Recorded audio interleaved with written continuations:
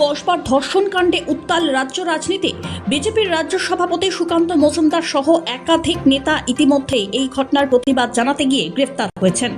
এসবের মাঝেই বিজেপির সর্বভারতীয় সভাপতি জেপি নাড্ডা এই ঘটনার পূর্ণাঙ্গ তদন্তের জন্য 4 সদস্যের প্রতিনিধি দল গঠনের নির্দেশ দেন। আর সেই টিম সোমবার বাংলায় আসে, পৌঁছে যায় লালবাজার। প্রথমে নগরপাল দেখা করতে না চাইলেও পরে সময় দেন। সেখান থেকে বিজেপির টিম পৌঁছয় কসবার ল কলেজে। সেখানে কলেজে প্রবেশ করতে পুলিশি বাধার সম্মুখীন হন ফ্যাক্ট ফাইন্ডিং টিমের সদস্যরা। শুরু হয় বাকবিতণ্ডা, ধস্তাধস্তি। Are today accused. It's a horrific gang rape story. Horrific. A young girl, first year law student, so brutally raped and videotaped. It's unfortunate that this is happening in Bengal. The women of Bengal are just not safe. That's why to put this entire thing on the back foot, all this is being planned by the Trinamool Congress. আমরা যখন সিপির কাছে যাই তখন আশা করি যে এটা উনি শুনবে, আশা করি যে আপনি যে কথা বলবেন কথাটা রাখবে। আপনি তো ইউনিফর্মের মর্যাদায় রাখলেন, আপনি কি বললেন যে আপনারা যান পুলিশ আটকাবেন? এটা কি পুষ্টি করছে?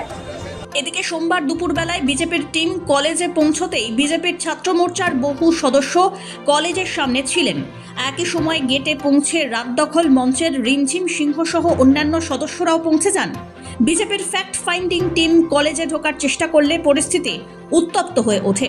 বাধা দিতে থাকে রাত দখলকারীরা। বিজেপি বিরোধী স্লোগানও শুরু হয়। পাল্টা রিমঝিমদের তৃণমূলের দালাল বলে দেখে দেয় বিজেপির সমর্থকরা। এই সময় দুপক্ষ হাতাহাতিতে জড়িয়ে পড়ে। সব মিলিয়ে গোটা পরিস্থিতি উত্তপ্ত হয়ে ওঠে। এখানে তৃণমূলের বি টিম সিপিএম সব সময় আরজিকর আন্দোলনও ওরা ভেঙে দিয়েছে, নষ্ট করেছে। ফিশ ফ্রাই খেয়ে এর আগের দিনও আমরা আন্দোলন করতে গেছিলাম কসবা থানায়, আমাদেরকে বাধা দিয়েছে।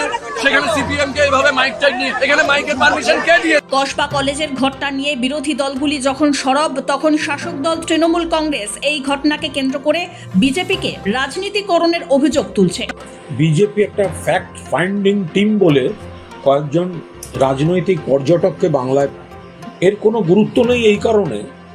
তার কারণ যখন উন্নাও, হাথরাস, প্রয়াগরাজ, মধ্যপ্রদেশ, বিলকিস, মণিপুর, দিল্লি, ত্রিপুরা বিভিন্ন ঘটনা ঘটে এবং বিজেপি শাসিত রাজ্যগুলিতে একের পর এক নারী নির্যাতন, ধর্ষণ, নারী হত্যার ঘটনা ঘটে, তখন এইসব ফ্যাক্ট ফাইন্ডিং টিম, জাতীয় মহিলা কমিশন এরা কোথায় থাকে?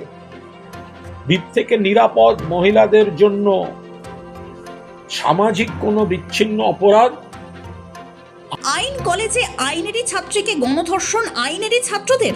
কসবার ঘটনা রীতিমতো তোলপাড় ফেলে দিয়েছে রাজ্যে। একই সঙ্গে ফের প্রশ্ন তুলে দিয়েছে নারী নিরাপত্তায়। স্বাভাবিকভাবেই সরকার তো বটেই, পুলিশের ভূমিকা নিয়েও নানা অভিযোগ উঠছে, রাজনৈতিক তরজাও চলছে। এসবের মাঝে বার্তা দিল কলকাতা পুলিশ, জানালো নির্যাতিতা তারা বদ্ধপরিকর। ঘটনা সামনে আসার অল্প সময়ের মধ্যেই প্রথমে 3 জন এবং পরে আরও 1 জন গ্রেপ্তার হয়েছে।